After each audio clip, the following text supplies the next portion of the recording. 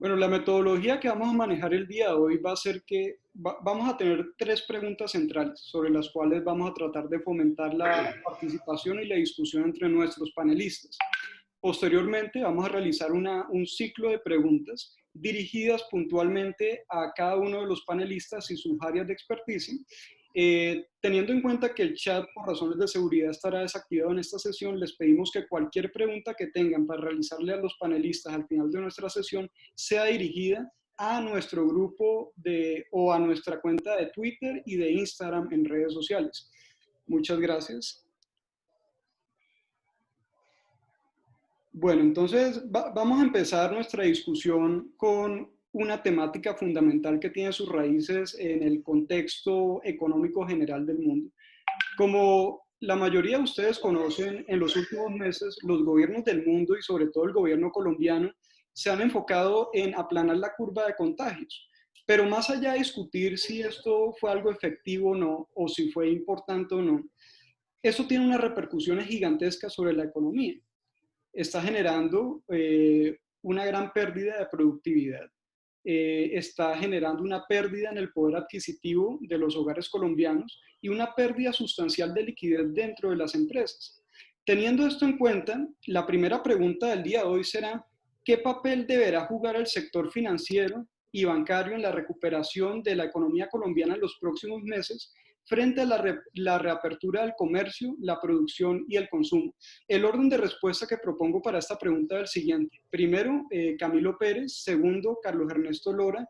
Tercero, Andrés Albán. Y cuarto, Carlos Castro. En ese orden de ideas, le doy la palabra a Camilo Pérez. Muchas gracias. Bueno, muy buenas tardes para todos. Muchas gracias, Carlos, por la invitación. Primero que todo, sobre la pregunta, quiero enfatizar en que la participación del sector financiero no solo es relevante en esta coyuntura, sino que lo es, digamos, de manera habitual, en la medida en que permite el traslado del consumo en el tiempo. Y esto, digamos, que es beneficioso tanto para hogares como para empresas. La coyuntura actual genera, digamos, que un desafío adicional por la alta incertidumbre que genera y por lo que esto implica para la calidad crediticia de los diferentes agentes de la economía. El sistema financiero ha estado muy atento a dar soporte, efectivamente, no solo gracias a los apoyos, digamos, o las garantías que está dando el gobierno, sino también con una gran variedad de mecanismos de reperfilamiento, de ajuste de tarifas, de postergación de cuotas, diversos mecanismos que han sido, digamos, puestos a la orden de los diferentes clientes. Hemos visto cómo efectivamente en este periodo de pocos meses hemos tenido un gran número de apoyos por parte de la banca. Tenemos en este momento más de 10 millones de créditos que han tenido algún tipo de ajuste en sus características, digámoslo así, de nuevo, tasas de interés, plazos, cuotas. Esto de alguna manera se ha distribuido de manera significativa entre los colombianos. De un lado tenemos que más de 9 millones de hogares o de personas se han beneficiado, bien sea a través de créditos de tarjeta de crédito o libre destino, diferentes mecanismos que les han permitido, digamos, de nuevo ajustar las características de sus créditos. Desde el punto de vista de empresas, las más beneficiadas han sido las microempresas. Tenemos más de 200.000 empresas que ya han tenido, perdón, más de 1 millón de empresas que han tenido ese beneficio. A nivel de medianas empresas tenemos algo así como unas 200.000 y a nivel de grandes empresas tenemos algo así como unos 35.000 según los reportes más recientes de Superfinanciera. Entonces, claramente el sistema financiero ha estado muy atento a apoyar las necesidades de liquidez tanto de empresas como de personas con los números que ya venía mencionando. Otro punto bastante relevante es que en esta coyuntura el choque ha sido tan veloz y tan repentino, digámoslo así, que definitivamente puede que muchos de los hogares y empresas que están necesitando liquidez no la estén recibiendo, pero no por que no exista la disponibilidad de mecanismos o de recursos por parte del sector financiero, sino realmente por que el periodo de tiempo en el que hemos tenido que ajustarnos ha sido, digamos, bastante corto. Recordemos simplemente, por poner un ejemplo, temas de tasa de interés, que es como lo que mucha gente tiene en mente, y es que la transmisión de la tasa de interés, que el Banco de la República ya ha venido reduciendo de manera importante, en condiciones normales no se da de manera inmediata.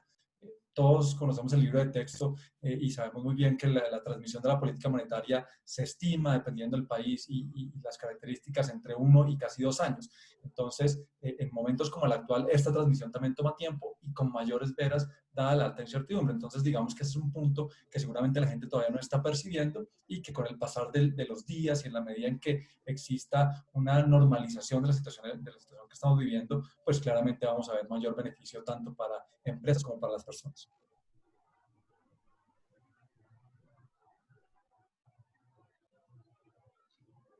Listo, Camilo, muchas gracias por tu intervención. Pasamos en el orden de respuesta a Carlos Ernesto Lora. Buenas tardes, un cordial saludo a mis tres compañeros del panel y especialmente a mi amigo Andrés Albán, que está ahí presente. Mis agradecimientos a Carlos Felipe por esta gentil invitación. Si bien es cierto que el sistema financiero juega un papel importantísimo dentro de esta pandemia o dentro de este gran problema en que estamos viviendo, seguiremos como entidades financieras dando el apoyo, la prudencia, el profesionalismo con que hemos venido cabalgando durante todos estos años, siendo un poco más ágiles de lo normal. Cabe destacar que esta situación nos cogió por sorpresa y el sector no estaba preparado para afrontar este tipo de problemas. Si bien es cierto, el gobierno está jugando, va a jugar un papel importantísimo, la banca como tal tiene que ser el corredor y el vehículo para cumplir con esas expectativas que la gente tiene sobre el sector financiero. Si bien es cierto que hemos sido atacados con justa o con injusta causa, considero muy respetuosamente que el papel que va a hacer el sector financiero es de suma importancia. Más adelante tocaremos los temas de los alivios y de la prudencia con que la banca está manejando esta situación. Pero vuelvo y digo, la banca está sólida, la banca está estable, la banca se está preparando.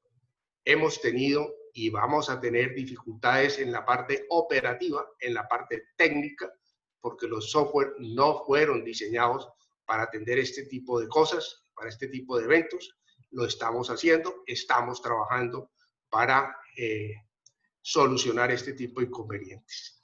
De modo que hoy por hoy el país, considero, puede estar más que tranquilo, que la banca va a ser fundamental en el desarrollo, en la prudencia, en la agilidad, en la tranquilidad y en el aporte que podamos hacer cada una de las instituciones financieras de acuerdo a nuestras capacidades y de acuerdo a nuestra experiencia para el apoyo del producto, para el aparato productivo del país. Listo, Carlos Ernesto, muchas gracias. Y teniendo en cuenta tu intervención, ¿cuáles crees que son las responsabilidades del sector financiero frente a la crisis? Pues, Carlos Felipe, la más importante es mantener el equilibrio entre la oferta y la demanda. Nosotros tenemos la obligación de seguir en el negocio manejándolo prudentemente, conservadoramente, ya ante todo, porque acuérdense ustedes que los recursos, nosotros somos unos administradores de un gran pasivo. Ese pasivo se llama cuenta corriente, cuenta de ahorro, CDTs, bonos de deuda de los bancos, de modo que ese pasivo tan grande es nuestra responsabilidad y seguirá siendo nuestra responsabilidad. Seguirlo manejando de la mejor forma posible para atender la demanda que se va a venir prudentemente dentro del mismo sistema. Otra cosa es servir de corredor o de vehículo. Estamos sirviendo en este momento con el dinero que el gobierno le está irrigando al sector productivo.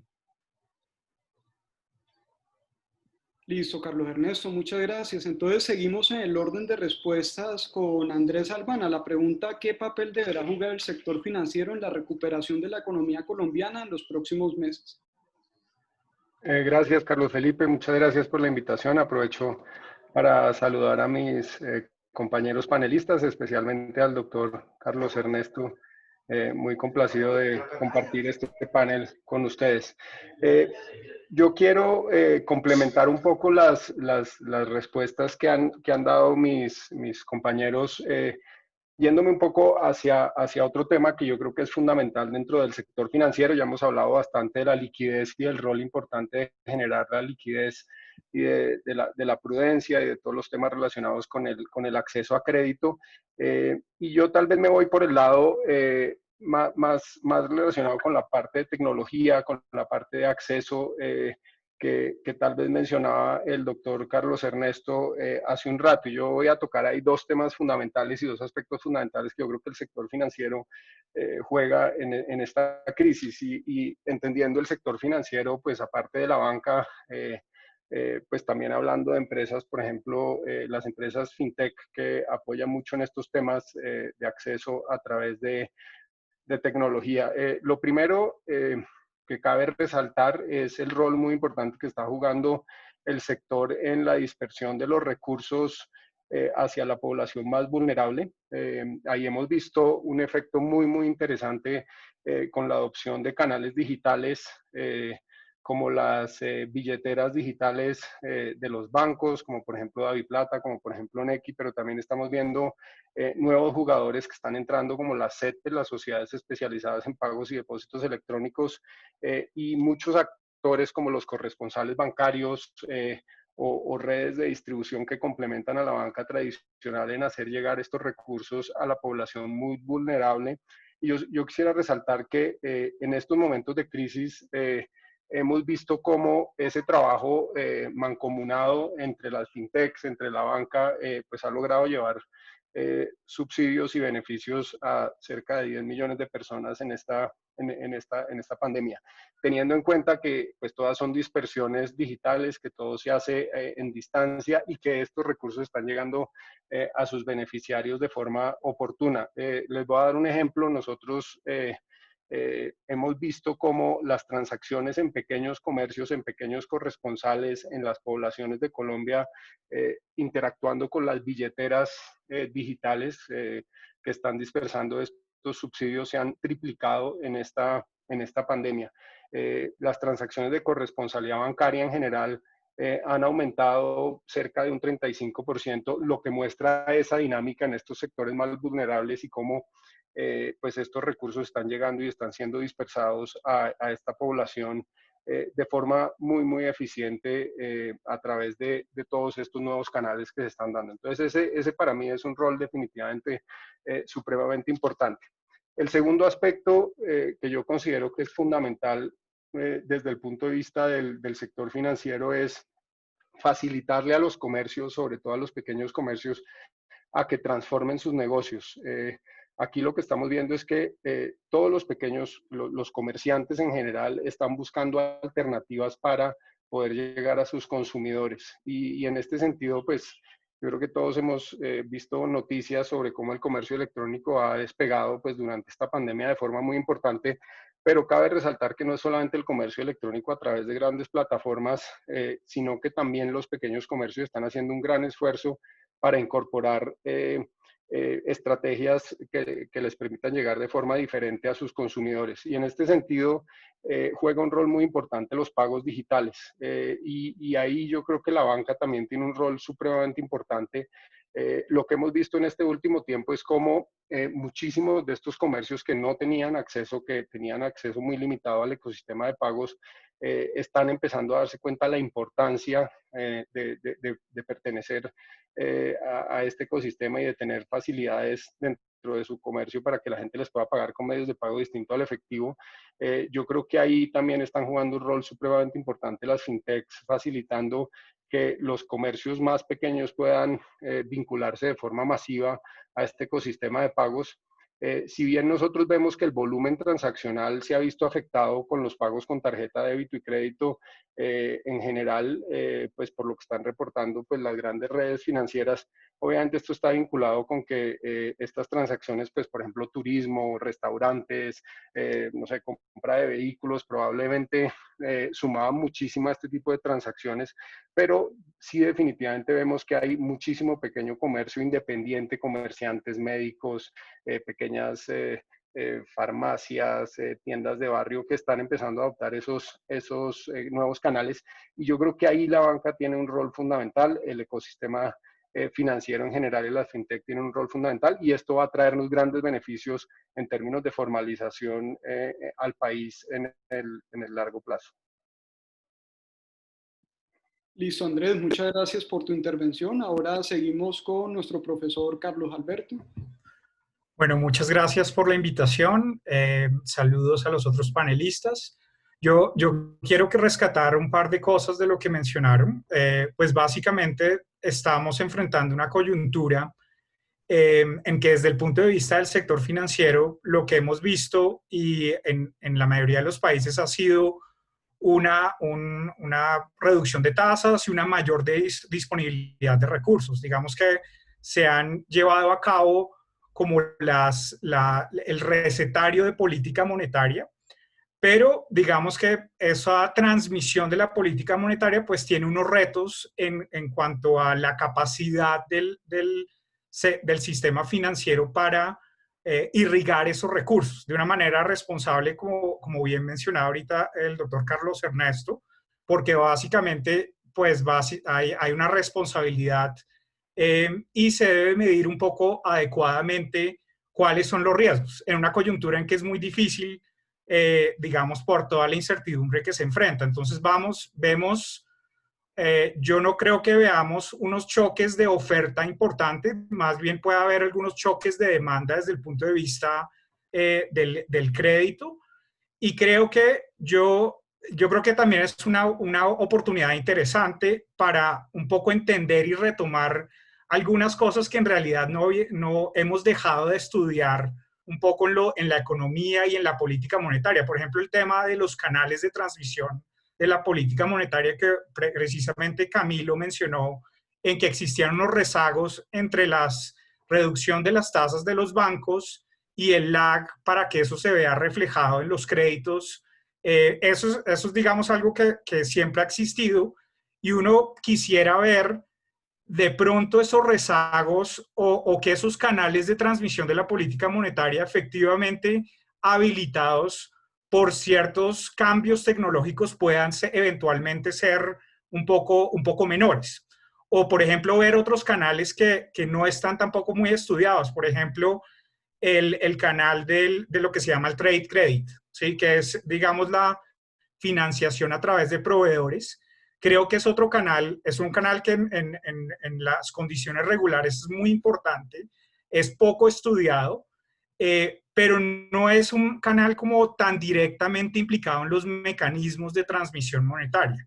Entonces yo creo que un poco lo que también nos va a permitir este ejercicio o el esfuerzo que está haciendo el sector financiero, gobierno, y es mirar un poco cómo va a haber algunos cambios que van a transformar, digamos, muchos de estos paradigmas que teníamos anteriormente con respecto a la transmisión de la política monetaria. Y eso creo que va a ser algo muy interesante y va a ser bastante retador, porque, digamos, eso es un tema que va a ser retador y está en el debate actualmente en los países, pero además en Colombia y en los países como Colombia tenemos un desafío adicional, y es que tenemos básicamente una economía con un alto nivel de informalidad, ¿sí? Donde hay mucho espacio por recorrer, y donde también en ese ambiente de informalidad nunca ha sido muy claro qué tan efectivos son esos canales de transmisión de la política monetaria, ¿sí? Entonces yo creo que esas son un poco lo que, yo creo que las expectativas que se tienen sobre el papel que va a jugar el sector financiero están muy bien definidas, pero lo que pasa es que estamos enfrentando, digamos, unos cambios que probablemente van a dejar muchas lecciones, y claramente va a dejar, yo creo que unos sistemas mucho más robustos y probablemente un mayor alcance digamos, de esto, una mejora o un fine tuning de estos mecanismos de transmisión. Muchas gracias, profesor Carlos. Me gustaría retomar un poco ese punto que realizaste tú y también Camilo con respecto a los mecanismos de transmisión para escuchar la opinión de Camilo con respecto a, ¿existen alguna posibilidad de que en el corto plazo se puedan reajustar esos mecanismos de transmisión para que sean efectivos, especialmente teniendo en cuenta la informalidad que existe dentro del mercado laboral colombiano, etcétera?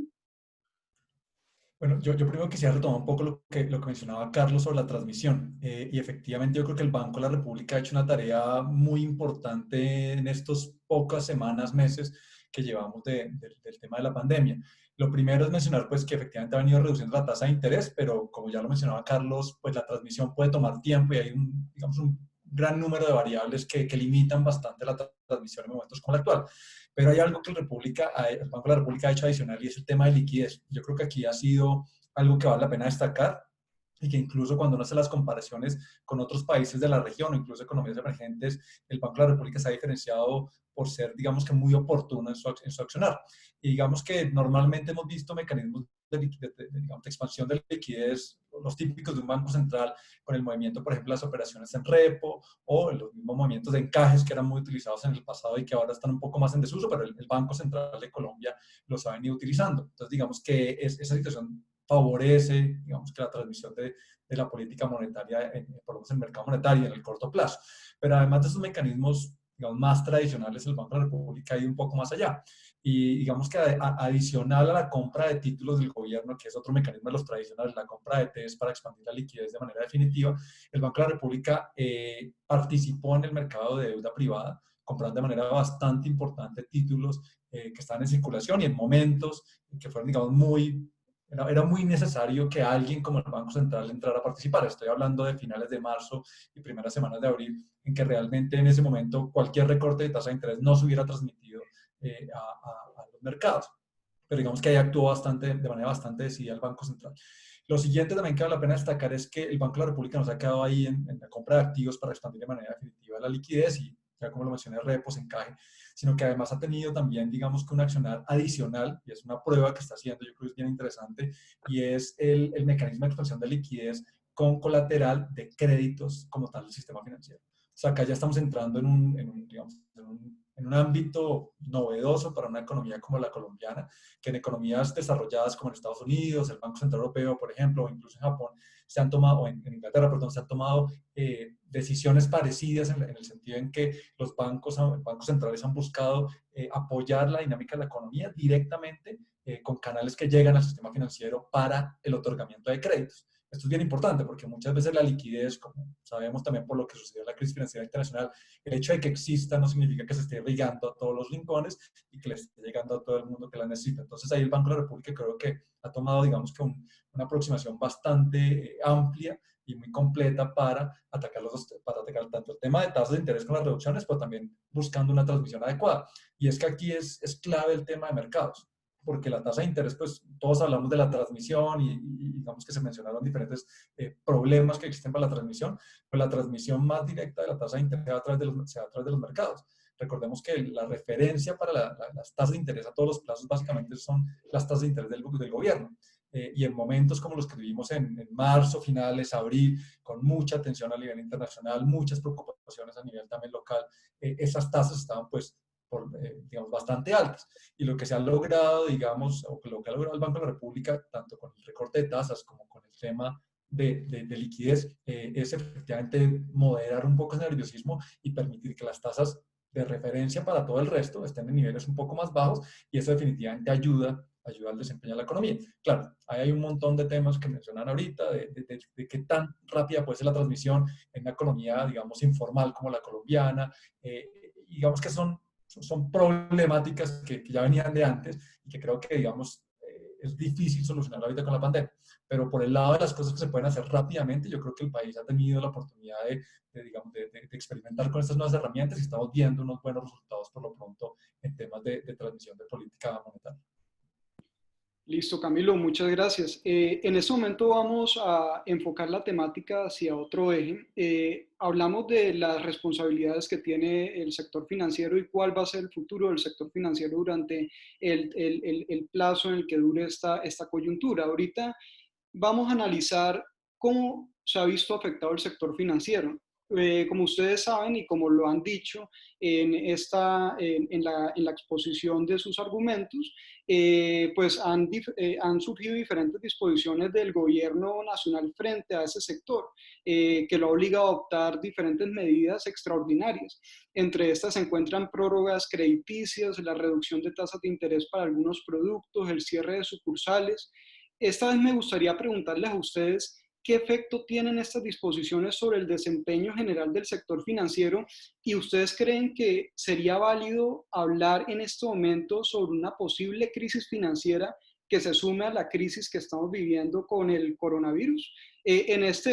Para esta pregunta específica propongo el siguiente orden de respuesta. Primero Carlos Ernesto Lora, después Andrés Albán, posteriormente Carlos Castro y finalmente Camilo Pérez. Entonces, en ese sentido, Carlos Ernesto, te doy la palabra. Carlos, está silenciado. Listo, gracias. ¿Ya? Sí, Carlos. Ya. Ok, Carlos, muchas gracias.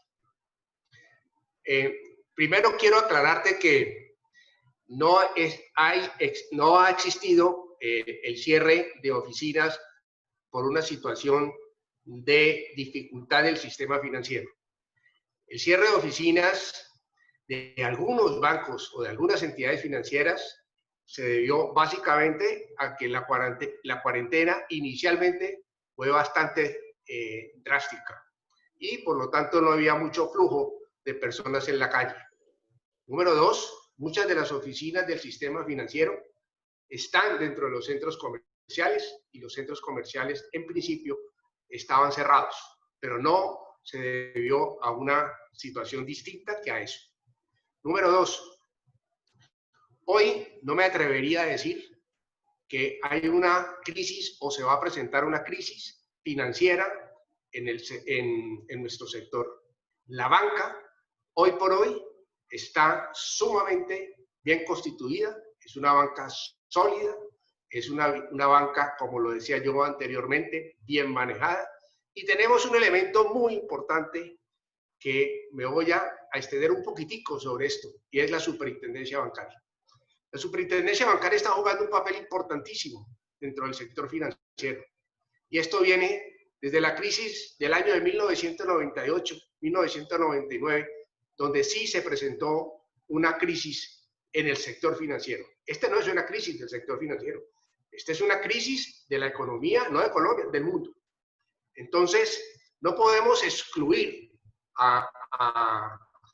al sector financiero que va a tener una crisis, va a tener una dificultad, pero hablar de crisis del sector financiero es delicado. En el año 1998 se presentó una crisis, primero porque las tasas de interés estaban por las nubes, el sector UPAC colapsó, además existían cerca de 200 entidades financieras jugando en el sector financiero, hoy son 95 bancos más o menos, que llamémoslos conglomerados financieros. Hay 12 compañías de financiamiento comercial y unas 6 corporaciones financieras.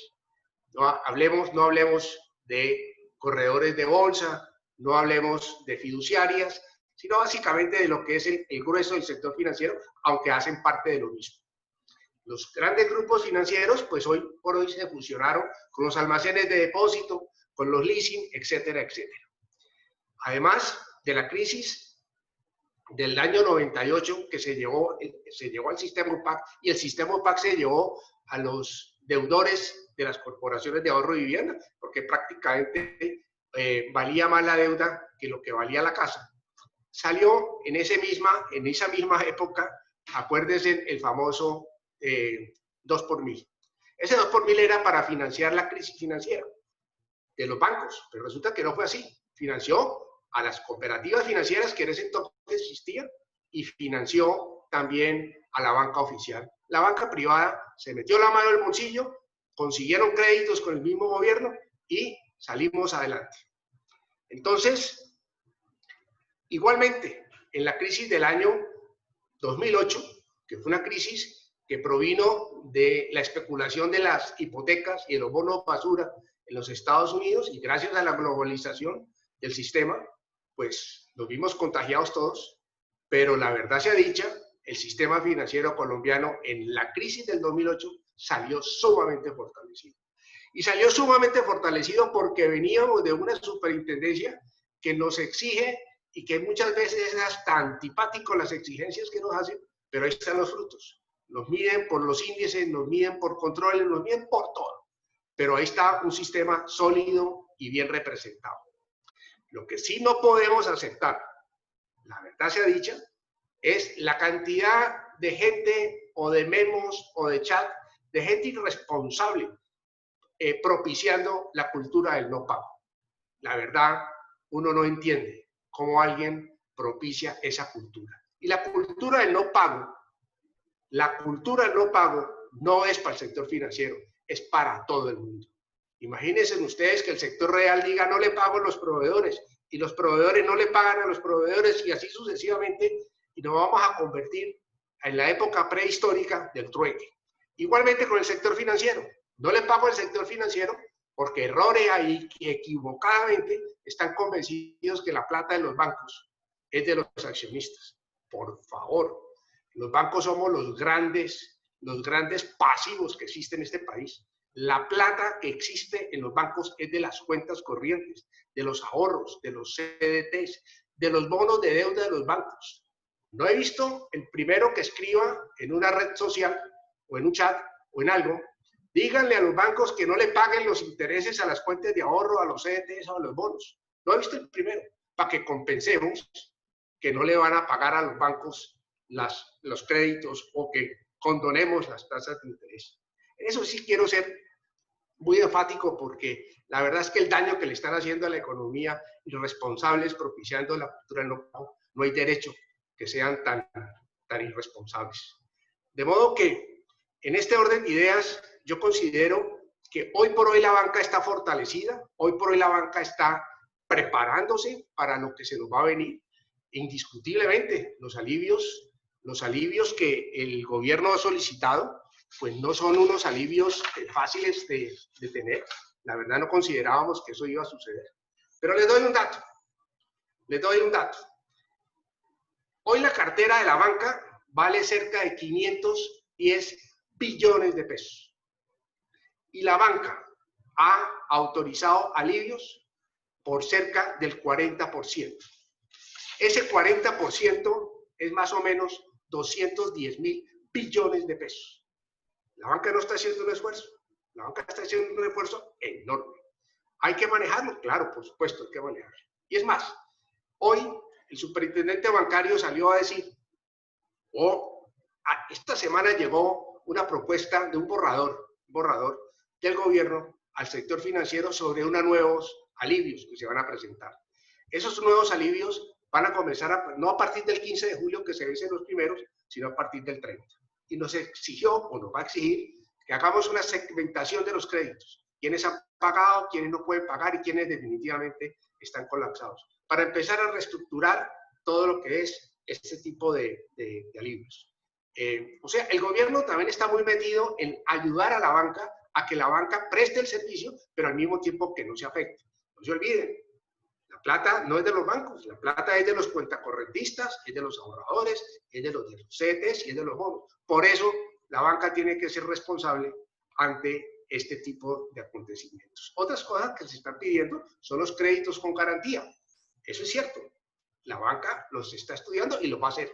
Pero acuérdense, la banca no presta en función de la garantía. Jamás ha prestado en función de la garantía. La banca presta en función del flujo de caja, básicamente, y del tipo de negocio, pero no en la garantía. Porque nosotros no prestamos para una casa para quedarnos con la casa o para quedarnos con el negocio. No, el negocio se cumple cuando nos pagan a nosotros el crédito. Entonces, yo considero, soy optimista, por supuesto, que la crisis o la dificultad del sistema financiero va a ser grande. Sí, va a ser grande, pero la vamos a manejar. La vamos a manejar gracias a que las instituciones están bien consolidadas, bien estructuradas, bien manejadas y bien vigiladas. De modo que les brindo desde mi punto de vista un optimismo y una seguridad absoluta que nosotros no vamos a caer en una crisis, sino en una dificultad. Listo, Carlos Ernesto, muchas gracias. La misma pregunta va dirigida para Andrés, te la voy a repetir, es ¿qué efectos tienen estas disposiciones, o sea, las disposiciones del gobierno nacional sobre el desempeño general del sector financiero? ¿Podríamos hablar de una posible crisis financiera en Colombia? Bueno, yo estoy de acuerdo con el doctor Carlos Ernesto en que pues esta crisis que sin precedentes coge a la banca pues en una posición sólida. Estoy de acuerdo en que no vamos a entrar en una crisis del sector financiero y que pues, tanto gobierno como la banca han tomado pues unas decisiones correctas en este sentido. Obviamente vamos a atravesar dificultades, como mencionaba Carlos Ernesto, en términos pues, de crédito, de cartera, cobranza, etcétera, pero en medio de esta dificultad, pues vamos también soy optimista en que vamos a tener una banca sólida con la capacidad de responder. Tal vez yo quería, y dejando, digamos, este tema del impacto desde el punto de vista de crédito, pues a los otros panelistas, yo quería también hablarles de otro impacto que yo considero que va a ser fundamental en la banca en esta época y yo lo veo desde un punto de vista de la innovación y de lo que está sucediendo en todo el sector financiero en términos de los proyectos y de la evolución de la banca. Y definitivamente toda esta situación va a tener un impacto fundamental en la forma como se prestan los servicios financieros y cómo se le llega a diferentes sectores de la comunidad, sobre todo a estos sectores menos formales.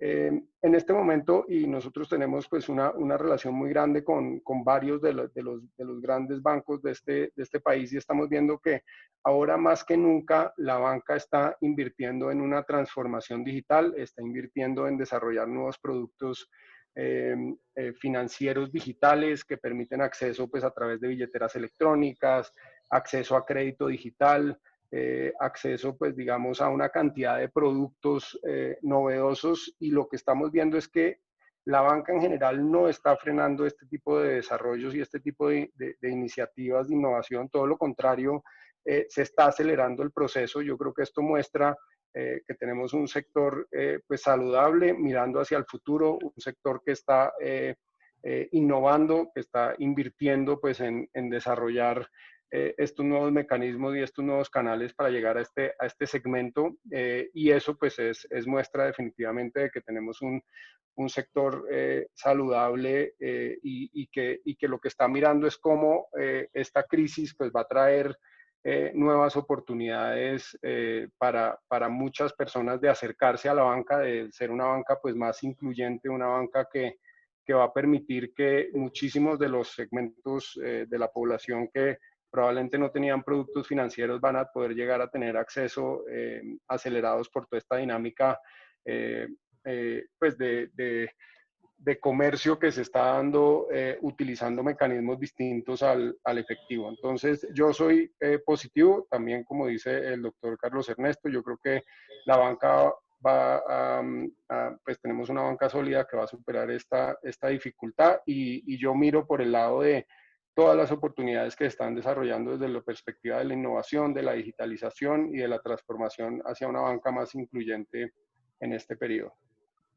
Listo, Andrés, muchas gracias. En este momento pasaremos a la intervención de Carlos Alberto. Sin embargo, me gustaría rescatar algunas cosas de la intervención de Carlos Ernesto.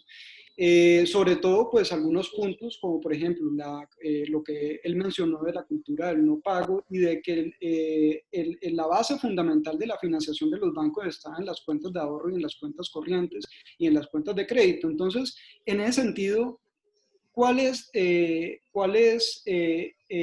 disposiciones del gobierno resaltas tú, Carlos Alberto, que pueden afectar la banca y las finanzas en el país? Y al mismo tiempo, pues te repito la misma pregunta que le hemos hecho a los demás panelistas, de qué efectos tienen estas disposiciones sobre el desempeño del sector financiero y podríamos hablar de una crisis financiera. Bueno, yo un poco complementando, quiero resaltar dos cosas. Lo primero, y un poco más allá del tema bancario, Lo primero es que ya tuvimos un choque sobre el precio de los activos importantes en general, el mercado de capitales en marzo, y el resultado, digamos, fue que las infraestructuras funcionaron bastante bien. Sí, tuvimos, digamos que hoy en día hemos aprendido bastante, digamos, de crisis pasadas, por lo menos desde el punto de vista del precio de los choques que tuvimos en marzo con respecto al precio de los activos, no tuvimos mayores inconvenientes digamos, en los inversionistas institucionales en manejar esos choques, y digamos que no hubo una serie de contagios porque ya tenemos, digamos, algunos mecanismos dentro de la infraestructura que permiten solventar ese tipo de problemas.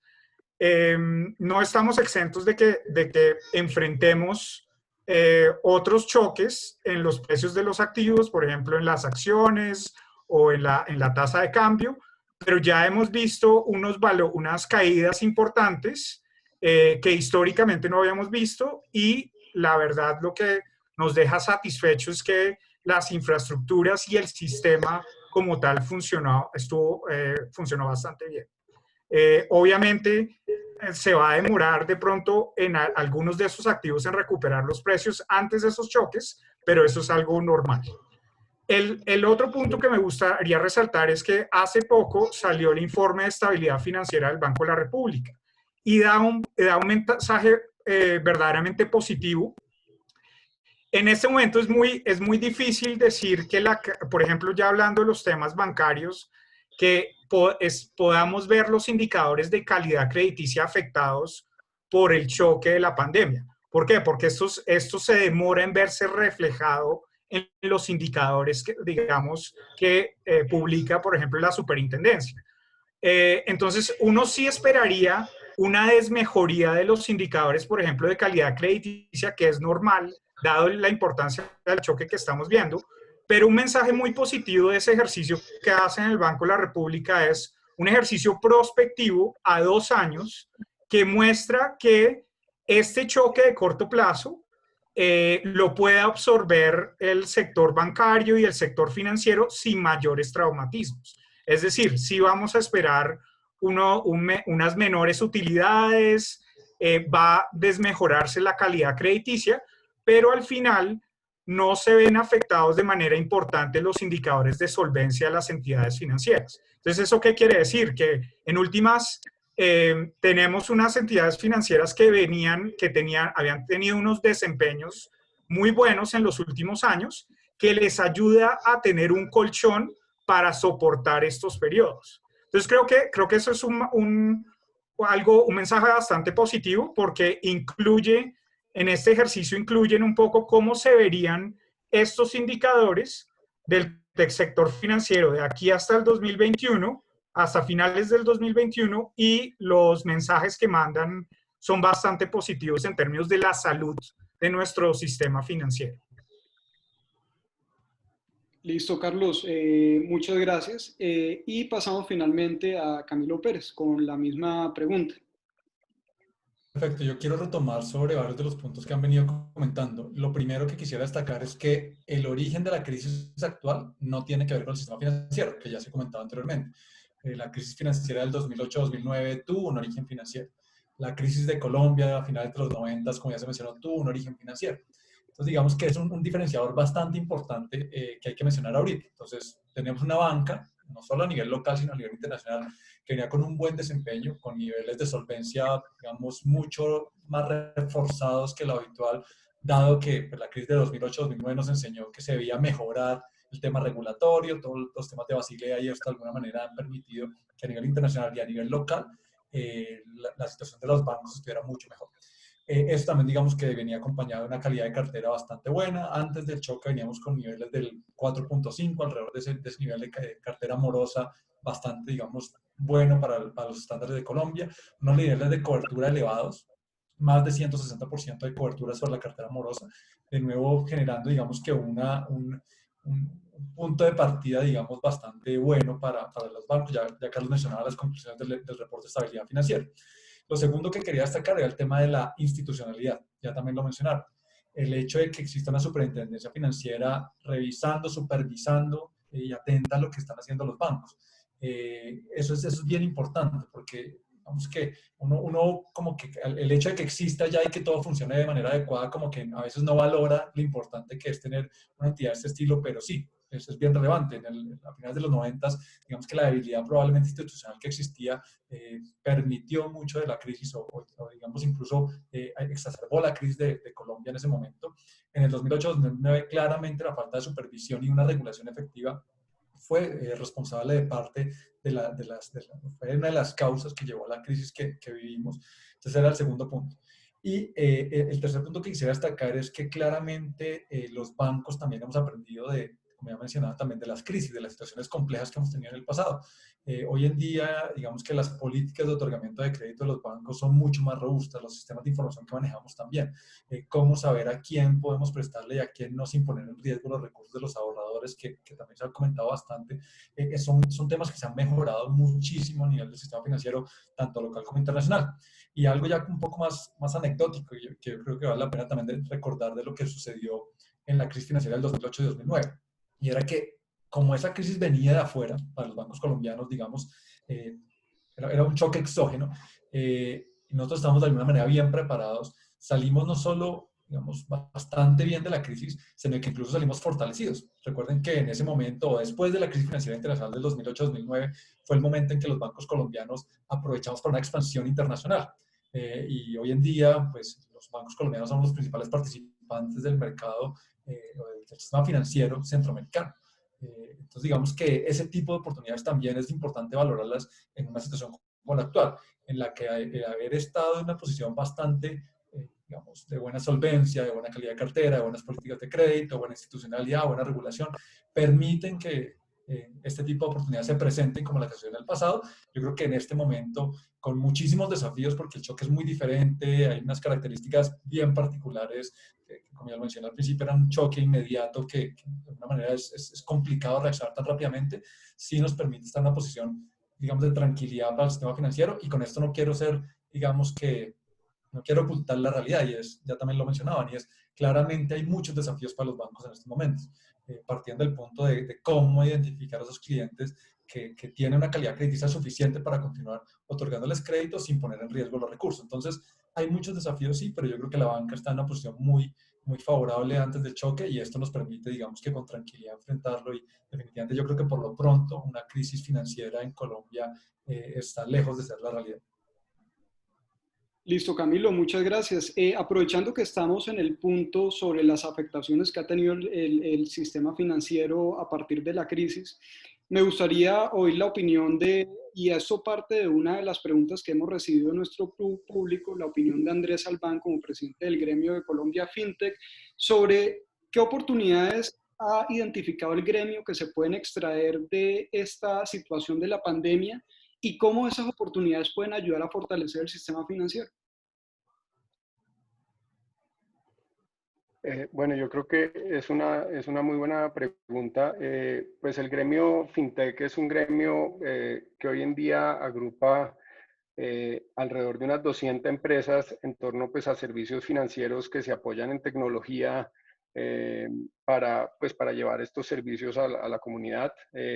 Ahí tenemos todo tipo de empresas, desde pequeños emprendimientos o startups que están utilizando tecnología para crédito digital, para pagos, trabajando en temas relacionados con regulación, diferentes innovaciones en ese frente, pero también tenemos las entidades financieras tradicionales, los bancos, las redes, los buros de crédito también dentro de la agremiación, y eso hace que sea un ambiente para compartir muchísimas de estas experiencias que estamos teniendo alrededor de la tecnología en servicios financieros. Respondiendo tu pregunta, yo creo que definitivamente va a haber un gran impacto en la forma en que llevamos estos servicios financieros, sobre todo a las personas menos bancarizadas, a las personas que no han sido incluidas financieramente, y yo creo que ahí juega un rol muy importante las fintech y la colaboración de las fintech con la banca tradicional. Tenemos casos muy interesantes, por ejemplo, en términos de colocación de créditos a través de crédito digital. Hay unas plataformas que hoy en día están llegando pues, con niveles pues, de crédito a un segmento de la población que era difícil atender por parte de la banca tradicional, porque eran tal vez créditos más pequeños y en algunos segmentos de la población que no tenían suficiente información para tomas de decisión.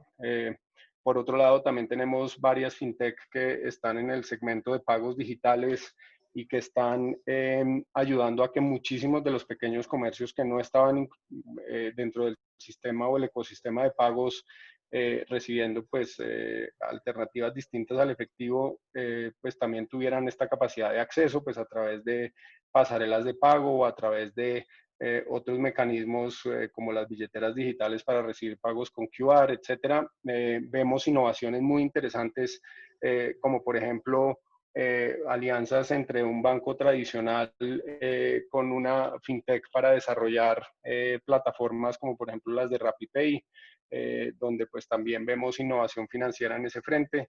Entonces, definitivamente pues hay una gran oportunidad para acercar a las fintech a la banca tradicional y aprovechar esta coyuntura para llevar esos servicios financieros. Obviamente, pues son momentos en donde pues, debemos unir esfuerzos para lograr pues sacar, digamos, lo mejor de lo que, pues, de ambos, de la banca tradicional y de todas estas innovaciones para llegar a estos segmentos tradicionales. Pero definitivamente hay muchísimas oportunidades. Yo creo que hay emprendimiento. Colombia es un país donde hay muchísimos emprendedores, donde la gente joven cada día quiere emprender más, donde hay muchísimas ideas para llevar nuevos productos y servicios a la comunidad de formas distintas y el sector financiero no es ajeno a esto. Obviamente, pues el sector financiero tiene unos componentes de regulación importantes, pero estamos viendo muchísimas personas jóvenes que salen de la universidad a desarrollar nuevos productos, nuevos servicios, a buscar alternativas para acompañar a la banca tradicional en la forma para llevar estos servicios y definitivamente pues eso es lo que está pasando en el mundo fintech. Asimismo, no solamente pues está pasando aquí en Colombia, yo creo que hay ejemplos de casos de éxito de fintech en gran cantidad de países del mundo donde vemos que hay nuevos jugadores entrando en estos servicios financieros y definitivamente pues la invitación es a buscar estas oportunidades para lograr esta innovación. Bueno, muchas gracias Andrés y me complace mucho oír tu intervención porque precisamente el próximo eje temático que vamos a cubrir es la bancarización en Colombia.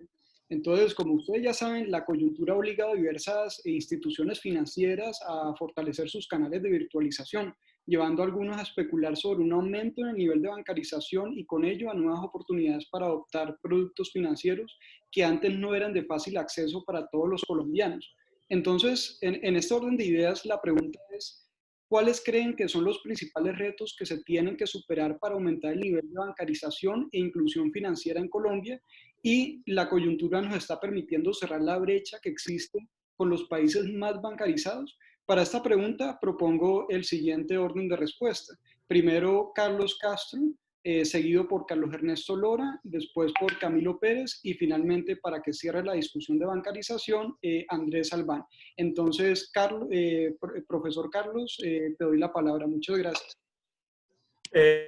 Bueno, a mí me ha parecido bastante interesante como resaltar que el otro canal que ha sido, digamos, el de política fiscal, y un poco como lo mencionaba Andrés, ha utilizado como estos medios de pago alternativos para llegar a personas que no estaban registradas, digamos, o eran clientes del sector financiero tradicional.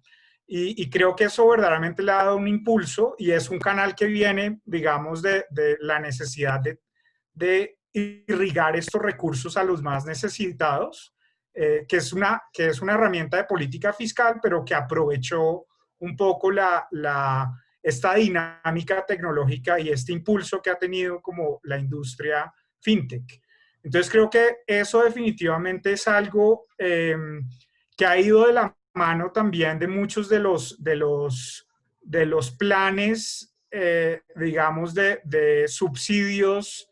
Digamos, cuando uno, por ejemplo, piensa en estos planes como Familias en Acción, siempre tienen acompañados muchas veces unos planes de educación financiera y de bancarización. Digamos que es una forma en que tú puedes, por así decirlo, matar dos pájaros con un solo tiro, ¿sí? Puedes irrigar recursos, pero además un poco tratar de buscar estos mecanismos de formalización. Y lo que pasa es que la evidencia es un poco ambigua. Es un poco ambigua en que, digamos, cuando queremos tener una ciudadanía con altos niveles de bancarización o de educación financiera, quisiéramos que no nos quedáramos con ser un mecanismo de transmisión de estos recursos y que simplemente los retiren y los utilicen directamente para consumo. Entonces yo creo que un poco el desafío es aprovechar esos canales que se abrieron como resultado de la situación que estamos viviendo, pero ir un poco más allá. Digamos, esto necesariamente debe ir acompañado de unos procesos de acompañamiento y construcción de relaciones con esos nuevos clientes.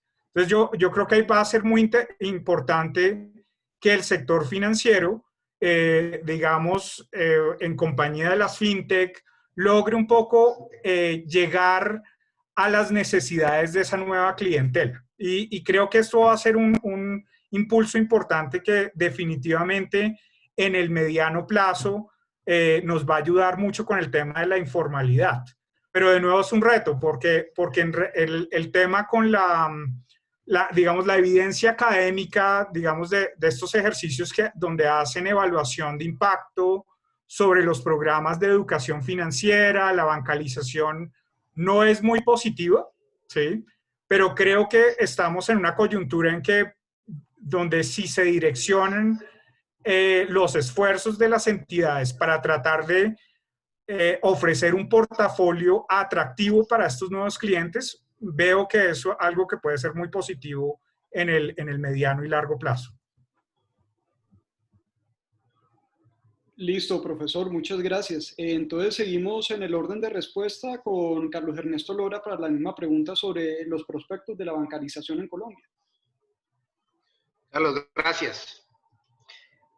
Leyendo un artículo del Banco de Oportunidades me llamó poderosamente la atención que Colombia viene quedando en el primer puesto del año 2018 y del año 2019 la inclusión financiera.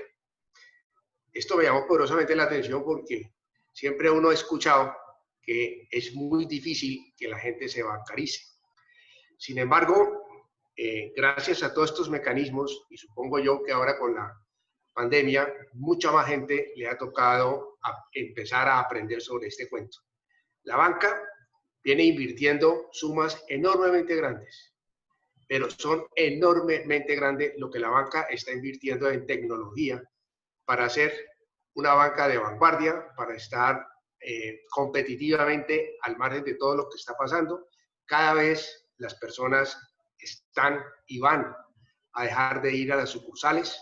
Esos grandes lobbies de los bancos que conocimos en las principales ciudades tienden a desaparecer. Se van a convertir tal vez en pistas de baile o en restaurantes, no sé qué, pero van a desaparecer. Y cada vez la gente, a través del celular o a través del computador, va a empezar a hacer todos los servicios financieros. Existen problemas por los cuales la gente le tiene temor a acceder a estas cosas. Básicamente, uno de los grandes problemas ha sido el famoso impuesto del 4 por 1000. Por eso existe tanto circulante y tanto efectivo en el mercado. Pero también existe mucho desconocimiento de parte de la gente. La gente, por ejemplo, desconoce que una cuenta de ahorros por encima de por debajo de 10 millones de pesos no se le aplica ese impuesto. ¿Ya? Obviamente si tiene solamente una cuenta en el sistema financiero, pero lo desconoce. Otro desconocimiento muy grande de la gente es aprender cómo se manejan las páginas web de las diferentes entidades financieras para acceder a los distintos servicios que, vuelvo y repito, han invertido fortunas para poderlos ofrecer. Esos canales digitales son fundamentales, que es el Internet, que es la banca en línea, que es una cantidad de servicios importantísimos, pero que por desconocimiento no se están aplicando. Entonces yo considero que sí debemos hacer una especie de socialización, no solamente la banca, sino el mismo gobierno, para que la gente aprenda y no le dé miedo, no le dé temor de acceder a estos servicios. Otro problema grave que tenemos es que la gente considera que los bancos somos unos, no voy a decir la palabra, pero que sí somos costosos, para no utilizar otra palabra. La verdad es que los servicios como tal, pues tienen un costo. Los servicios como tal, que es un servicio, en unos casos seguramente puede ser más costoso. Hay políticos que han estado legislando sobre cómo bajar las tasas o las comisiones y en otros casos cómo exonerarlos. La verdad, no es fácil, porque vuelvo y repito, las inversiones son millonarias, pero se puede hacer una mezcla de esos servicios por reciprocidades, etcétera, etcétera. O sea que básicamente, para mi concepto, es un temor, es una dificultad de acceder a las páginas, de aprender, de quitarse ese miedo, ¿ya? Y poder que las tarjetas de débito comiencen a circular con más facilidad, que las tarjetas crédito pues no sean tan costosas. Una tarjeta de débito pues puede ser utilizada en la entidad financiera sin costo. Lo que pasa es que si se utiliza en un cajero automático, los cajeros automáticos no son gratis, los cajeros automáticos pertenecen a una red y esa red son los bancos. Entonces, pues no es fácil que eso sea sin costo. Entonces, pues resumiendo, yo creo que lo que debemos hacer es enseñanza, es básicamente socialización y la verdad que todo esto está comenzando a fluir. Lo que decía Andrés respecto a los créditos que están inundándose a través de estas compañías de fintech, es cierto. Están llegando a donde los bancos muchas veces no podemos llegar, pero están haciendo una gran labor, y están ayudando a que la gente se bancarice y le pierda el miedo. Yo creo que para allá vamos bien. Vuelvo y repito, en esta pandemia eso va a ser muy importante porque a la gente definitivamente en la casa le tocó aprender a manejar este cuento. Listo, Carlos Ernesto, muchas gracias. Ahora seguimos con Camilo Pérez. Perfecto. Lo primero que yo quisiera mencionar en esta pregunta es que la pandemia claramente es una oportunidad. Como ya había mencionado anteriormente, los bancos venimos con muchos años ya invirtiendo de manera significativa en tecnología, todo el tema de digitalización por diferentes mecanismos. Entonces, lo que sucede ahora es que de manera acelerada mucha gente tiene que volcarse digamos, a incorporar esta tecnología en su vida. Y es, como lo mencionaban, a veces hay mucho tema como de rechazo hacia ese tema tecnológico, la aplicación, que de pronto verlo en internet, hacer las transferencias electrónicas, y creo que lo que estamos viendo ahorita es una oportunidad porque forza a mucha gente que estaba un poco temerosa a tomar la decisión de bancarizarse, de digitalizarse. Y aquí hay un punto importante, y es que uno siempre piensa en el tema del sistema financiero como, no, yo hago una transferencia, hago un pago, cosas, digamos, que son relativamente básicas, y pues sí, eso ya todo está inventado y todos los bancos tenemos unas super páginas y unas aplicaciones buenísimas. Yo creo que el tema incluso va un poco más allá, y es que ya todos los servicios financieros, o una gran parte de los servicios financieros, se pueden utilizar de manera digital. Y pues pongo algunos ejemplos de los que todos conocemos seguramente que ya los bancos tienen implementados, y es por ejemplo un crédito de vivienda. Entonces, como que mucha gente le queda complicado, yo cómo pido un crédito de vivienda de manera digital, y existen. Entonces la persona entra a la página de internet, mete sus datos, digitaliza los documentos, los pone ahí, y en cuestión de unos días o cosas de estilo, tiene un crédito de vivienda aprobado. Entonces yo creo que ahí realmente el espectro es infinito, y no solo es pensar en vamos a hacer unas transacciones pequeñas y yo pago con mi tarjeta o hago un giro por internet, cosas de estilo. Yo creo que realmente el espectro es muchísimo más amplio en cuanto a lo que está sucediendo en el ecosistema digital. Desafíos que trabajan para aprovechar la situación digital y que lleguen a más personas y bancarizar más a la gente. Lo primero yo diría que es una cobertura de infraestructura. Y es que para nosotros que estamos en las ciudades, pues es muy fácil decir que yo cojo mi celular y tengo red 3G y todo el cuento, y mi celular es buenísimo, smartphone, pero hay muchas regiones del país en las que la tecnología, digamos, que no está tan presente y hay, digamos, que por ahí hay algunos limitantes para llegar a eso. Y de nuevo, creo que las fintech tienen muchas ideas ahí novedosas de cómo solucionarlo y ahí, digamos, que hay como un desafío. Otro desafío es la misma existencia de regiones en Colombia. Entonces, digamos que cada región tiene como sus particularidades, hay unas regiones que de pronto son un poco más conservadoras a la hora de ir a buscar los servicios financieros. Yo creo que es un desafío que está latente.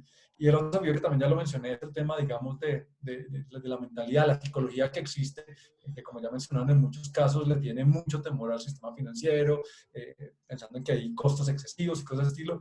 Pero yo también creo que eso es como mucho del imaginario, digamos, el colectivo que existe desde hace mucho tiempo y creo que ahorita en este momento de pandemia hay una oportunidad para superar de manera importante. Entonces, creo que hay de nuevo, una oportunidad grandísima, algunos desafíos hacia adelante, pero ahí vamos por buen camino.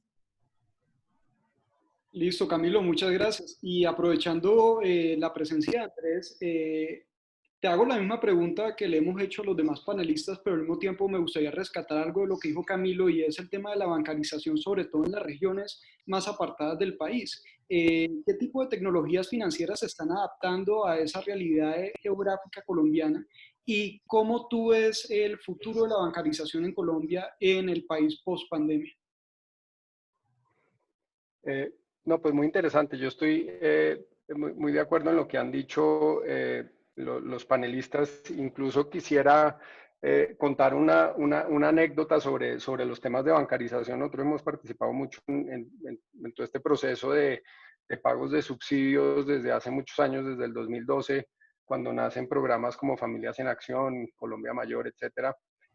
Y quería contarles una anécdota que refleja, pues primero lo que decía Carlos Ernesto de esos informes de Banca de las Oportunidades que muestran a Colombia en los primeros lugares con el 82% de los adultos ya bancarizados, pero un poco qué es lo que pasa en la realidad y por qué de pronto esos estudios académicos que mencionaba Carlos, nos ponen un poquito como a prueba esas cifras que mostramos de bancarización.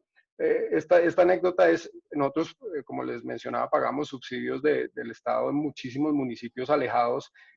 Por ejemplo, teníamos una región muy difícil que era el Pacífico y en particular el Chocó, y pagamos en los 28 municipios que hay en el Chocó pagos de subsidios de Familias en Acción a través de pequeños corresponsales bancarios que teníamos en estas regiones. Entonces, lo primero es que el proceso de bancarización inicial fue muy interesante porque a través de monederos electrónicos se daba que en un día se abran 5.000 cuentas de ahorro de trámite simplificado de forma inmediata para que las personas recibieran estos pagos de subsidios. Incluso si uno ve el agregado, por ejemplo, Familias en Acción logró bancarizar, entre comillas, a 2,5, 3 millones de personas de estratos unidos que nunca habían tenido productos y servicios financieros. Pero ¿qué sucedía una vez se le dispersaban los subsidios a estas personas? Básicamente lo que sucedía es que primero ellos pensaban que en el momento en que recibían el subsidio en su monedero, si no iban y lo retiraban rápido, se les iba a desaparecer del teléfono. Entonces salían todos rapidísimo a retirar y a convertir esa plata en efectivo. Y entonces se armaban unas filas en los corresponsales. Los corresponsales no tenían esa capacidad de entregar toda esa cantidad de plata, entonces nos tocaba en algunas ocasiones, y esto pues suena como a película, pero un helicóptero cargado de dinero yendo hacia el Chocó para poder entregar toda esa cantidad de plata en un pueblo pues como un guía donde había 3.000 beneficiarios que podían ser 200 o 300 millones de pesos, pero en el pueblo no existía esa cantidad de efectivo. Se les entregaba el efectivo en los subsidios porque lo convertían inmediatamente. Incluso lo más triste es que muchas veces con ese mismo efectivo le compraban bienes en las mismas tiendas que eran los mismos corresponsales que les habían entregado el efectivo.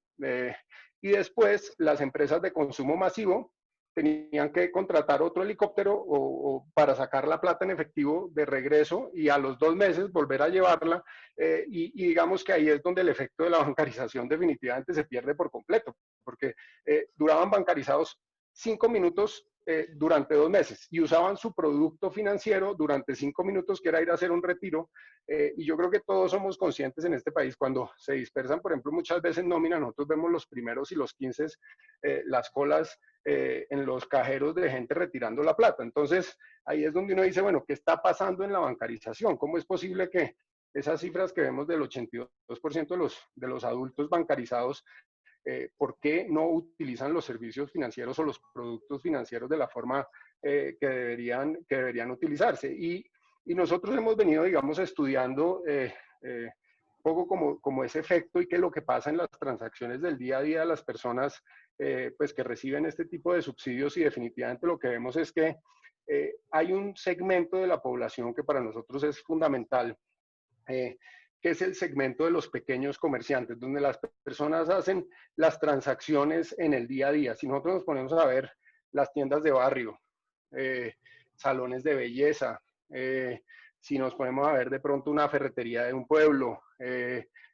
una manicurista, incluso los médicos, muchas de estas personas no están en un sistema que permita que ese uso de los productos financieros se haga en el día a día de las personas. Y ahí es donde se rompe muchas veces la cadena de la bancarización.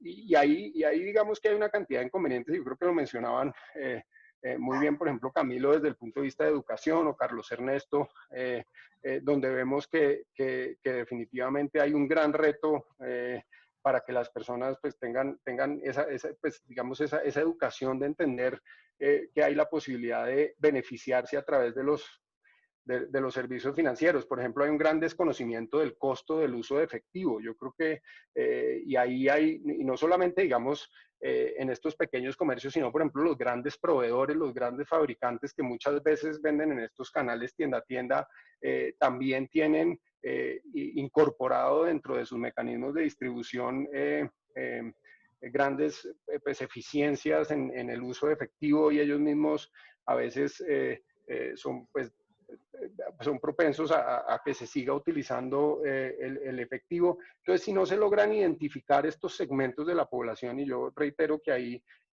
hay que hacer un gran trabajo con toda esta cantidad de informalidad que hay en el comercio, sobre todo en el pequeño comercio en Colombia, no vamos a lograr, digamos, romper ese ciclo de la no bancarización.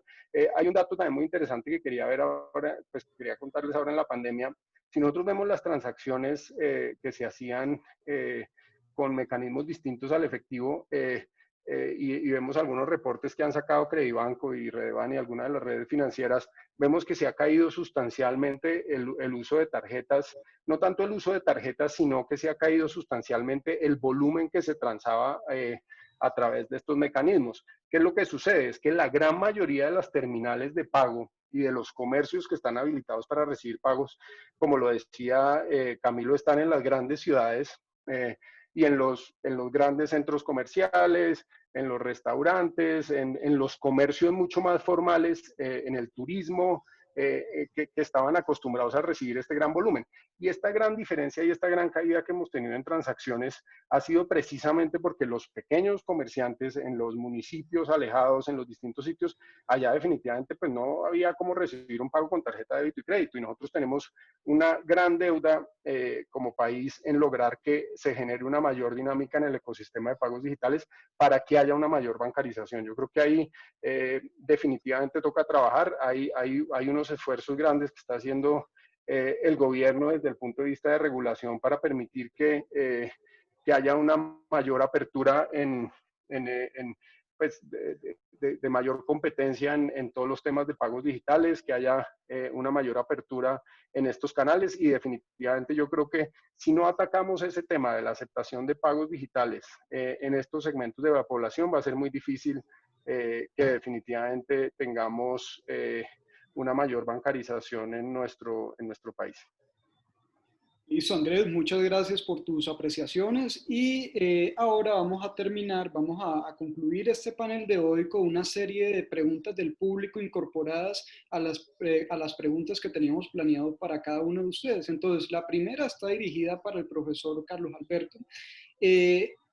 ¿Cuál es el balance que usted hace pues, de uno de los grandes temas que están en discusión en este momento, que es la ley de borrón y cuenta nueva, frente a el impacto que esta ley puede tener sobre el sector financiero, sobre todo para aumentar el nivel de personas que son beneficiarias de crédito en Colombia.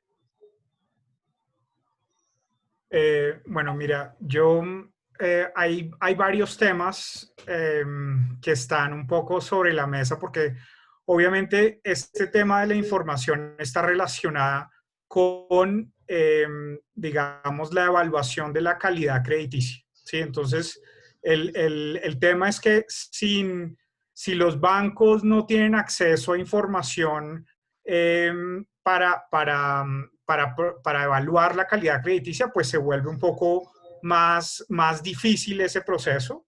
Entonces, uno entiende un poco las críticas desde el punto de vista del sector financiero en ese sentido.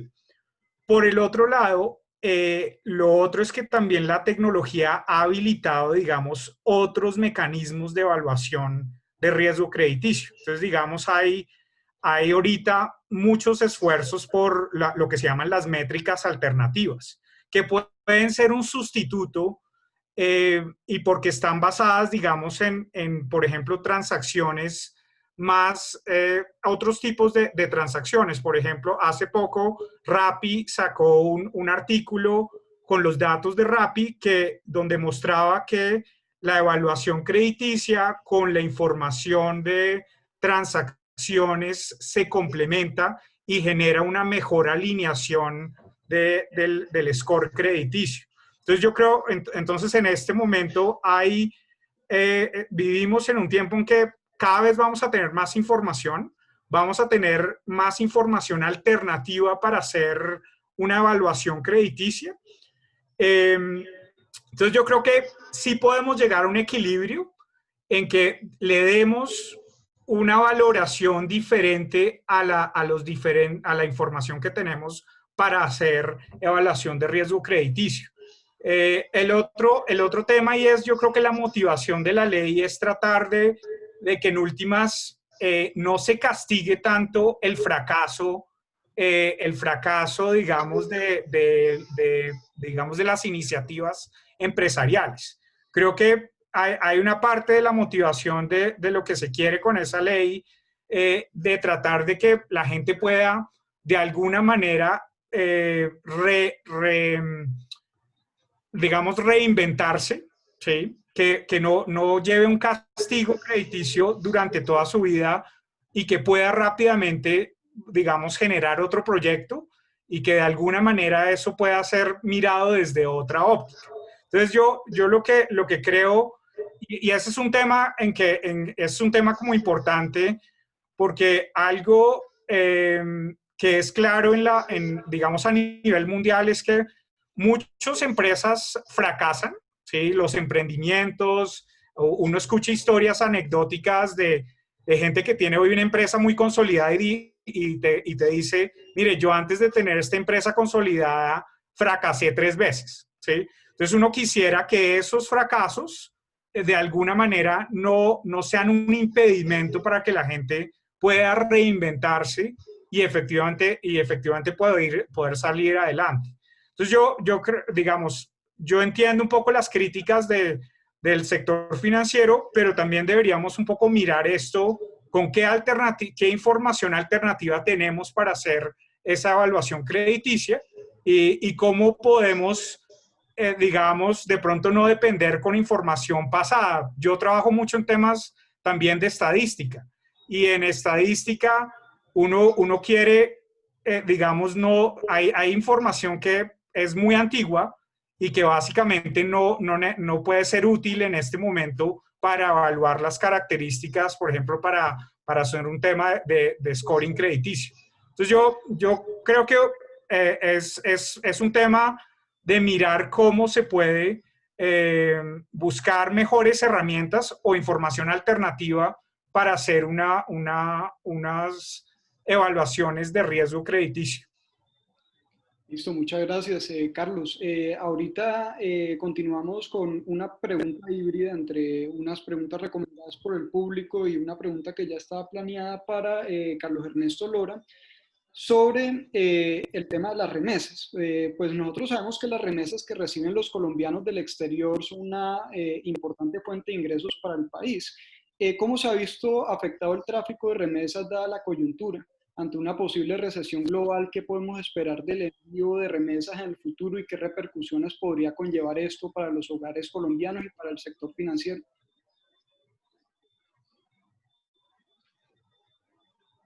Carlos, las remesas en Colombia y en estos países subdesarrollados juegan un papel sumamente importante para la economía de estos países.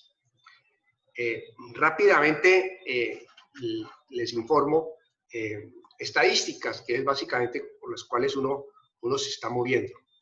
A manera de información, les digo que en el año 2019, México recibió 36.000 millones de dólares en remesas. Me atrevería a decir que un porcentaje sumamente alto proviene de los mismos Estados Unidos. Eso le representa el 2.7% del Producto Interno Bruto. Nosotros en Colombia recibimos en el mismo año, 2019, una cifra cercana a los 6.773 millones. Eso significa que es el 2.2% del Producto Interno Bruto.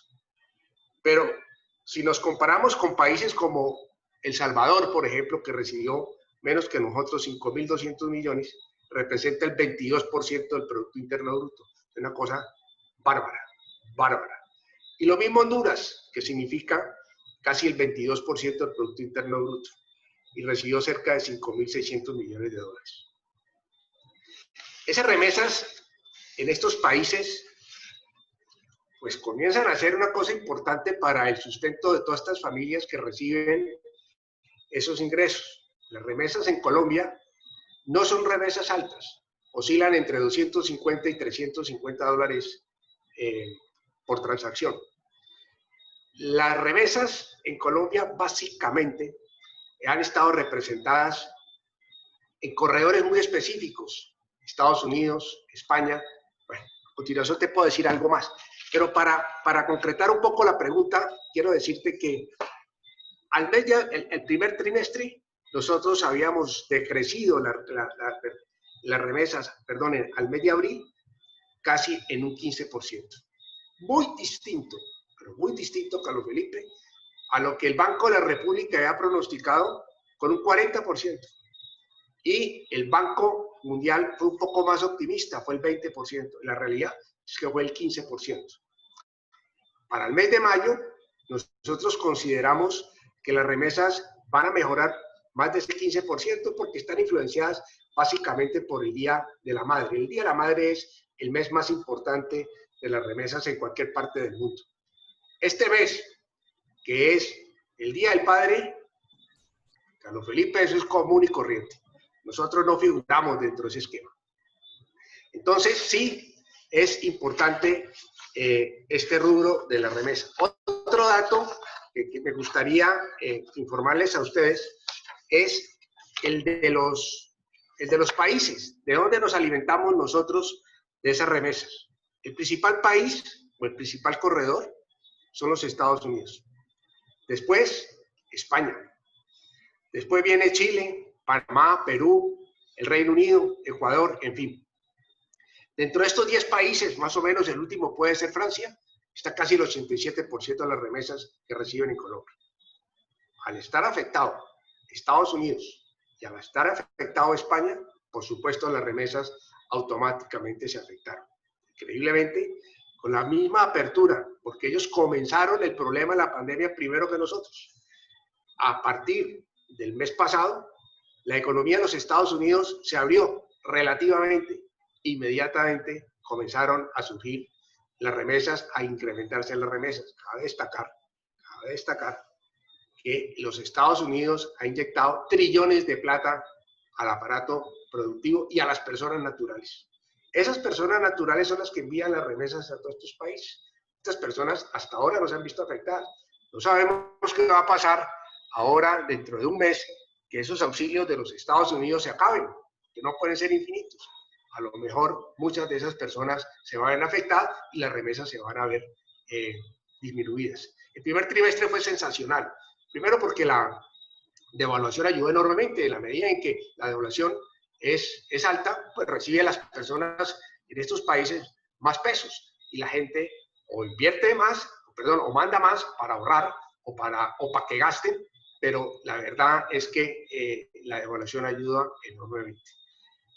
Otro dato interesante para que ustedes tengan en cuenta es cuáles son las regiones en Colombia que más divisas reciben. Les quiero contar que el departamento del Valle es el campeón. Somos nosotros los que más remesas recibimos. Curiosamente, la gente estaba convencida que era el eje cafetero. El eje cafetero es el tercero. Después de Cundinamarca, el cuarto, perdón, después de Cundinamarca, Antioquia, y viene el eje cafetero. El eje cafetero es Risaralda, Quindío y Caldas. Todo el mundo estaba convencido que el eje cafetero era el número uno. Pues no, es el Valle del Cauca. Increíblemente, muy influenciado por la parte de la costa pacífica. La costa pacífica emigra hacia Cali, de Cali emigran a otras partes del mundo. En Chile, sobre todo, hay una migración enormemente grande de colombianos. O sea, que esos son los departamentos más importantes donde reciben las remesas. ¿Qué va a pasar con esta disminución?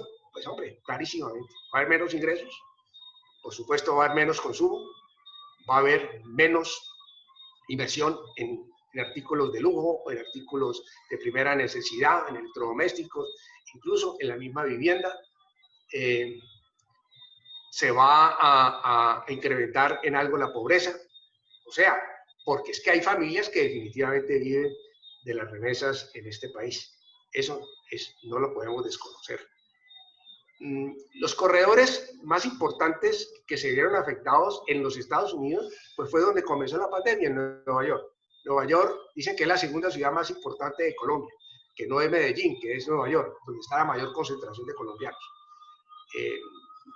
Las estadísticas que tiene el Ministerio de Comercio Exterior es que afuera existen cerca de 4 millones, 5 millones de colombianos, de los cuales el 22-24% pueden estar en Estados Unidos, los otros en España, y con la apertura, cuando quitaron el visado para Europa, pues la verdad fue que muchos de los colombianos se fueron y no volvieron, pero entraban por España, por el idioma, y ahí se quedaban. Y los colombianos están haciendo en Europa lo que hacen también en Estados Unidos, lo que no hacen los europeos, recogen las cosechas, hacen los mantenimientos en invierno, lo mismo que hacen en Estados Unidos. Allá básicamente se mueven en ese tipo de oficios, pero se queda porque ganan dinero, tienen para vivir y tienen para mandar para Colombia. O sea que la verdad, como estamos viendo la situación, pues no está tan grave como la estuvieron viendo en un momento dado el Banco de la República, porque sí me llamó poderosamente la atención un 40% de disminución cuando la realidad está mostrando otra. Puede que sea momentánea, vuelvo y repito, por la inyección tan grande de millones de dólares que inyectó Estados Unidos y ahora puede llegar a disminuir. Pero por ahora es una disminución del 15, del 20% que no es tan crítica y que por supuesto pues es un 20% menos de ingreso para los colombianos. No sé si quedó clara la explicación, Carlos Felipe.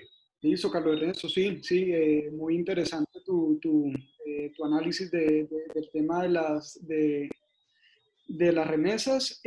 Ahorita me gustaría pasar a Camilo Pérez sobre el análisis sectorial, o sea, teniendo en cuenta tu formación macroeconómica y pues la oficina tuya dentro del Banco de Bogotá que analiza esos temas, ¿cuáles tres sectores de la economía colombiana dices que son los más afectados por la coyuntura y cuáles son los esquemas de financiación que hay disponibles para financiar estos sectores?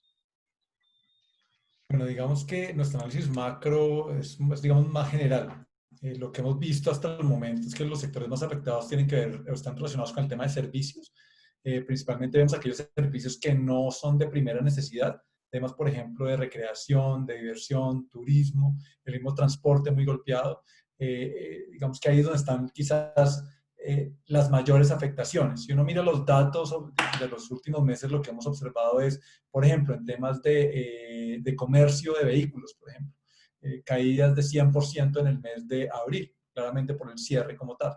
Pero digamos que más allá de la afectación específica que hemos visto en cada uno de los meses que hemos vivido de pandemia, la gran pregunta yo creo que es hacia adelante es qué va a suceder, porque hay unos sectores que no se vieron muy afectados durante la pandemia, por ejemplo el caso de temas relacionados con alimentos, temas relacionados con salud, que de alguna manera incluso se vieron beneficiados durante la pandemia, pero hacia adelante se verá que esa dinámica se va a mantener o incluso en algunos casos podría moderarse, o qué tanto se demoran, digamos, ciertos sectores en recuperarse.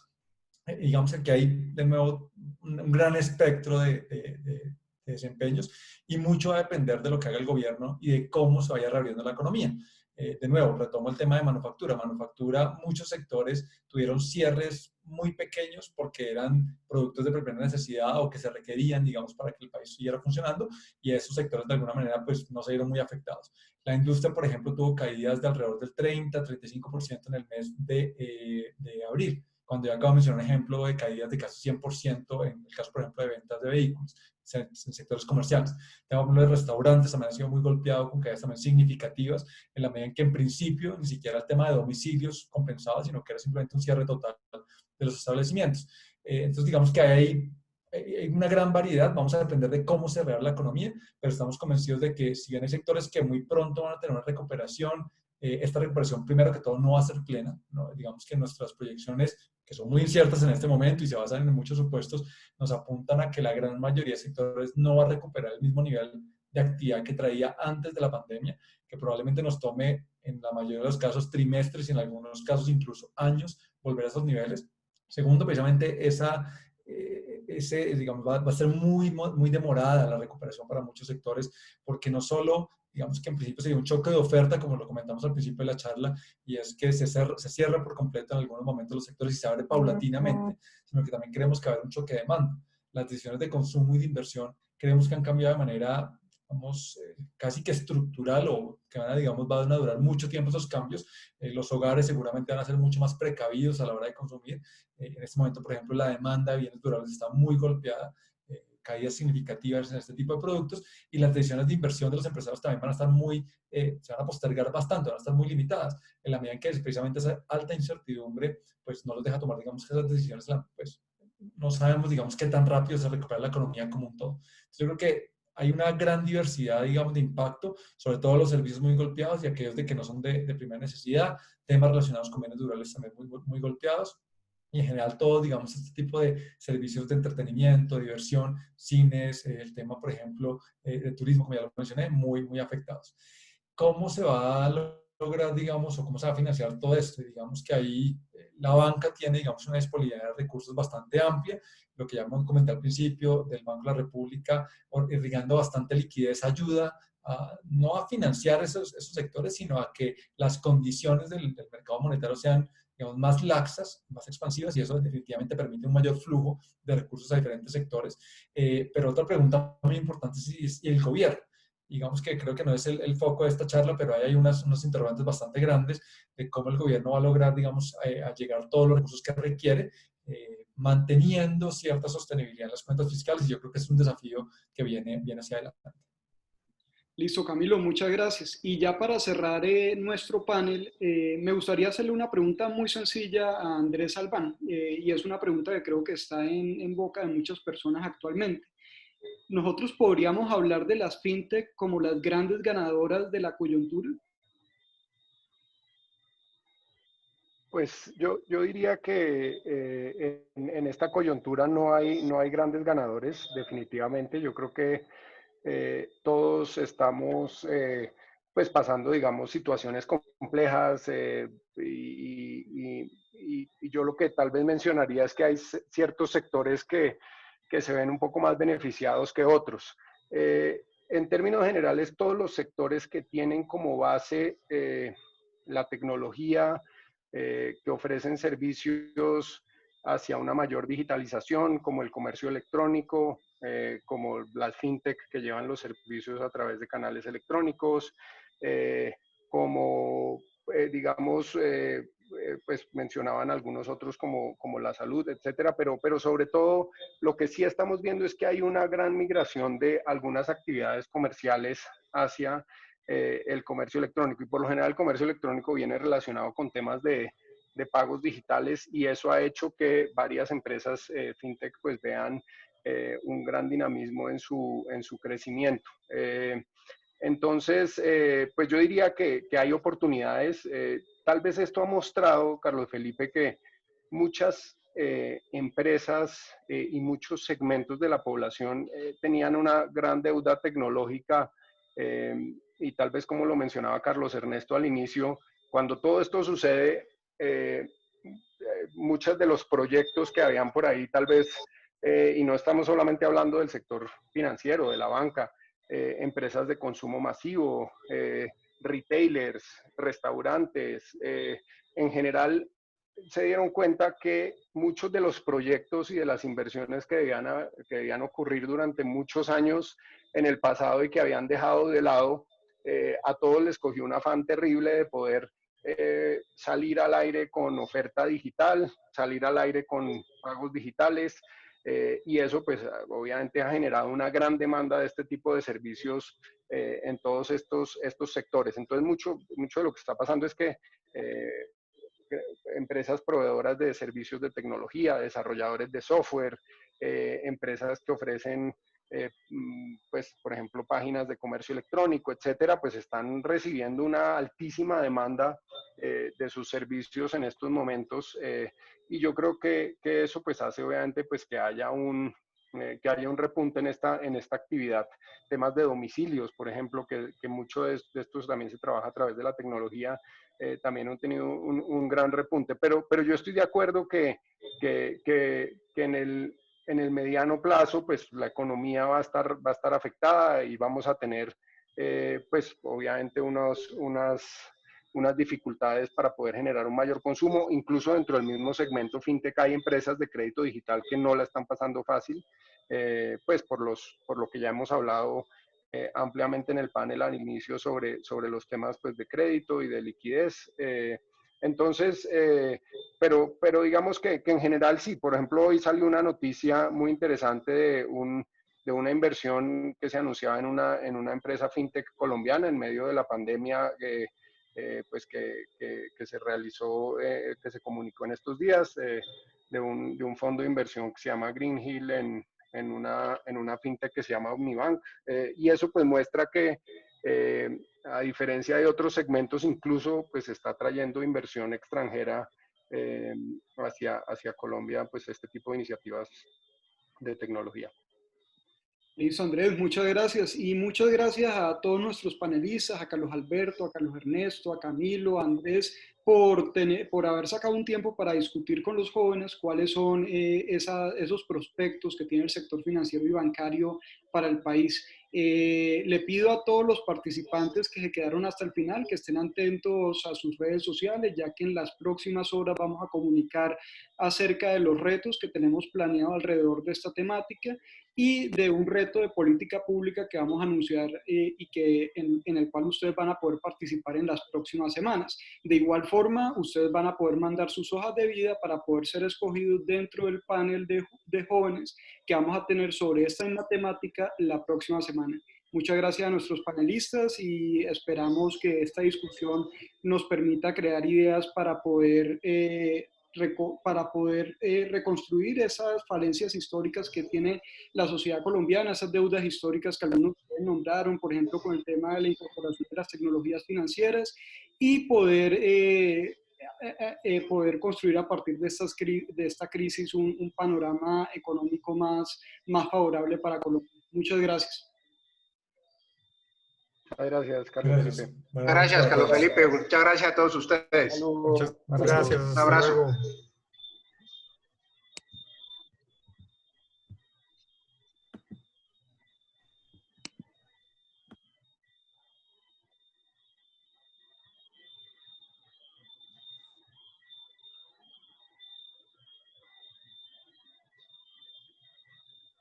luego.